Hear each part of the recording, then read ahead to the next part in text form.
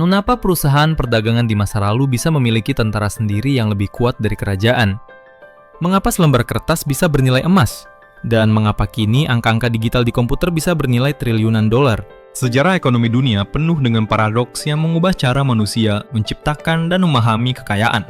Dari zaman ketika tanah adalah satu-satunya sumber kekuasaan, hingga era di mana data digital menjadi komoditas paling berharga. Setiap sistem ekonomi yang tampak sempurna selalu mengandung benih kehancurannya sendiri, dan setiap kehancuran melahirkan sistem baru yang lebih canggih, namun dengan kerentanan yang berbeda. Perjalanan ini membawa kita melalui 4 transformasi besar yang membentuk dunia ekonomi modern. Setiap transformasi dimulai dengan inovasi yang menjanjikan solusi, namun berakhir dengan krisis yang memaksa manusia mencari solusi berikutnya.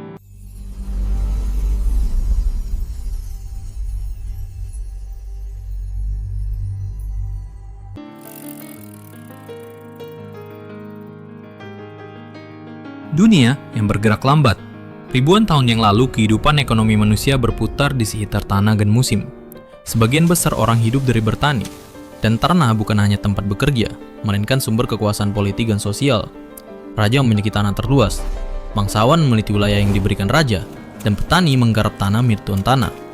Dalam dunia ini, perdagangan masih sangat sederhana. Orang menukar hasil panen dengan alat-alat yang mereka butuhkan. Seorang petani menukar gandum dengan sepatu dari tukang sepatu. Sistem barter ini berfungsi untuk kebutuhan dasar, namun memiliki keterbatasan yang jelas ketika pihak yang ingin bertukar tidak saling membutuhkan barang yang dimiliki masing-masing. Seiring perdagangan berkembang dan melibatkan lebih banyak orang, kebutuhan akan standar kualitas dan pencegahan penipuan menjadi mendesak. Muncullah guild, atau serikat pekerja yang mengontrol siapa yang boleh menjadi tukang sepatu, bagaimana cara membuat sepatu yang baik, dan berapa harga yang pantas. Sistem ini memberikan jaminan kualitas dan keteraturan, namun juga membatasi inovasi dan persaingan. Ketika perdagangan mulai melintasi batas-batas kerajaan, kompleksitas meningkat drastis. Raja-raja mulai memahami bahwa kekayaan negara tidak hanya dari tanah, melainkan juga dari perdagangan. Mereka menerapkan kebijakan untuk mengumpulkan kekayaan sebanyak-banyaknya dengan logika sederhana. Semakin banyak emas dan perak yang masuk ke kerajaan, semakin kaya dan kuat kerajaan tersebut. Era penjelajahan dan kolonialisme. Semangat untuk mengumpulkan kekayaan ini mendorong era penjelajahan besar-besaran. VOC atau Perusahaan Hindia Timur Belanda menjadi contoh bagaimana perdagangan berkembang menjadi kekuatan ekonomi raksasa. Mereka tidak hanya berdagang, tetapi juga mengendalikan wilayah, memungut pajak, bahkan memiliki tentara sendiri. British East India Company melakukan hal serupa di India.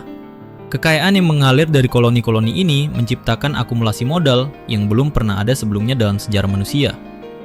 Emas dari Amerika, rempah dari Asia, dan hasil perkebunan dari berbagai koloni menjadi fondasi untuk transformasi ekonomi berikutnya. Modal yang terkumpul dari sistem kolonial yang eksploitatif ini akan segera menemukan tujuan baru yang akan mengubah dunia secara fundamental.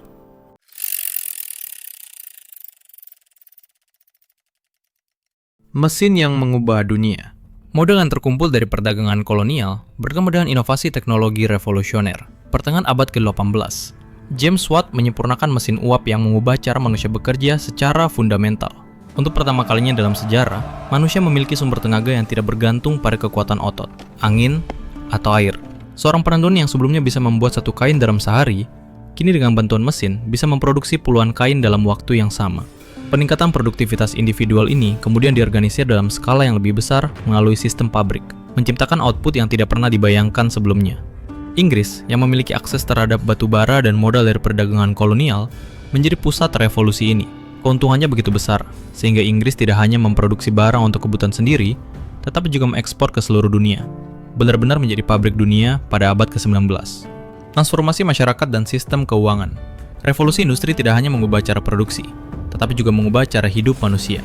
Desa-desa yang tenang mulai kosong karena penduduknya pindah ke kota-kota industri. Dalam satu abad, Inggris berubah dari negara agraris menjadi negara industri, dengan mayoritas penduduk tinggal di kota. Industrialisasi dalam skala besar membutuhkan modal yang jauh lebih besar daripada yang pernah dibutuhkan sebelumnya. Sistem keuangan tradisional yang berbasis pada pedagang individu tidak lagi memadai. Muncullah bank-bank modern yang bisa mengumpulkan dana dari banyak orang dan menyalurkannya untuk investasi industri. Bursa saham berkembang sebagai tempat mobilisasi modal dalam skala besar untuk proyek-proyek ambisius, seperti pembangunan jaringan kereta api. Kereta api tidak hanya mempercepat transportasi, tetapi juga menciptakan pasar nasional yang terintegrasi. Namun kemajuan pesat ini juga membawa konsekuensi yang tidak terduga. Kota-kota industri yang tumbuh cepat tidak siap menghadapi lonjakan populasi, polusi udara dan air menjadi masalah serius. Kesenjangan antara pemilik pabrik dan buruh semakin lebar. Karl Marx mengamati kondisi ini dan mengembangkan teori tentang konflik kelas. Sementara revolusi industri juga mengubah hubungan antar negara, menciptakan ketimpalan kekuatan yang mempengaruhi politik internasional. Sistem ekonomi yang berkembang sejak revolusi industri tampak semakin kuat. Namun kejadian pada Oktober 1929 akan membuktikan bahwa sistem ini memiliki kerentanan fundamental yang belum dipahami sepenuhnya.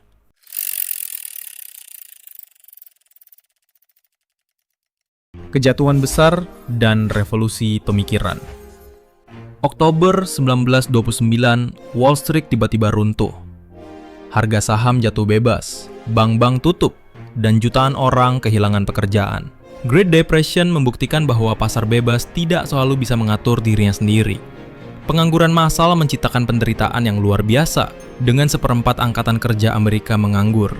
John Maynard Keynes mengembangkan teori yang mengubah pemahaman tentang ekonomi. Menurut Keynes, pasar tidak selalu efisien dan pemerintah perlu turun tangan ketika terjadi krisis. Amerika Serikat menerapkan New Deal, di mana pemerintah menciptakan lapangan kerja melalui proyek-proyek infrastruktur dan sistem jaminan sosial. Pendekatan ini terbukti efektif dalam menyelamatkan ekonomi. Namun krisis global memerlukan solusi global yang terkoordinasi, arsitektur global dan pergeseran paradigma. Tahun 1944, para pemimpin dunia berkumpul di Bretton Woods untuk merancang tatanan ekonomi global yang baru. Dolar Amerika menjadi mata uang acuan dunia, diikat pada emas dengan nilai tetap. IMF dan World Bank didirikan untuk menyediakan likuiditas dan membantu pembangunan ekonomi. Sistem ini berhasil menciptakan stabilitas yang mendukung pertumbuhan ekonomi global selama hampir 3 dekade. Namun kesuksesan ini juga menimbulkan masalah baru. Amerika mengalami defisit yang terus membengkak. Tahun 1971, Presiden Nixon mengakhiri konvertibilitas dolar ke emas. Artinya Amerika tidak lagi berjanji menukar setiap dolar kertas dengan sejumlah emas yang sudah ditetapkan.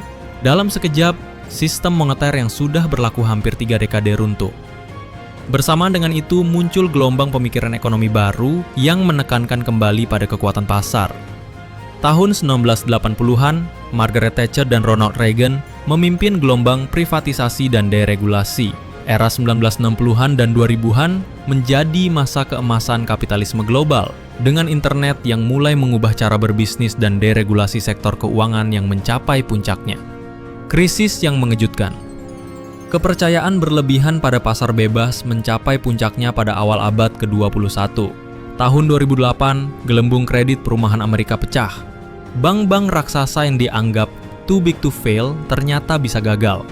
Pemerintah terpaksa melakukan bailout dalam skala triliunan dolar untuk mencegah keruntuhan total sistem keuangan. Krisis ini diselesaikan dengan cara yang bertentangan dengan filosofi pasar bebas, intervensi pemerintah dalam skala massal. Krisis 2008 meninggalkan warisan berupa ketidakpercayaan terhadap sistem keuangan tradisional dan kebutuhan untuk mencari alternatif baru.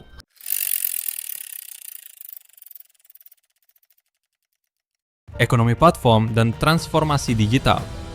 Di tengah krisis kepercayaan terhadap sistem keuangan tradisional, teknologi internet yang sudah berkembang selama 2 dekade mulai menunjukkan potensinya yang sebenarnya.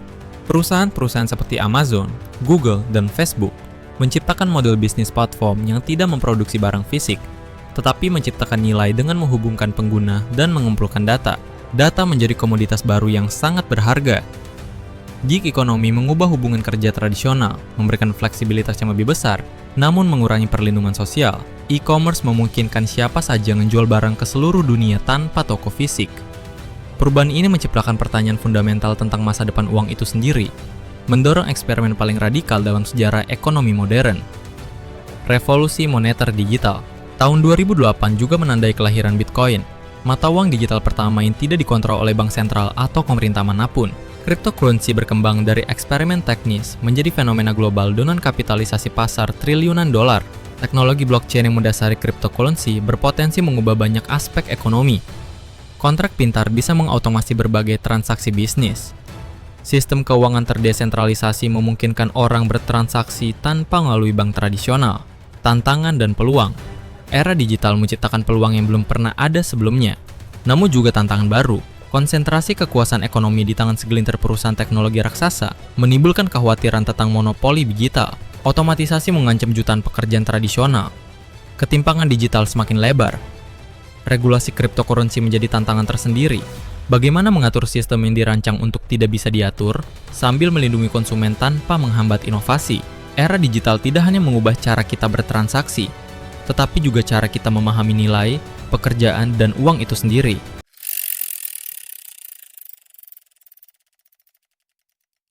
Perjalanan ekonomi dunia menunjukkan bahwa setiap era menghadapi paradoksnya sendiri.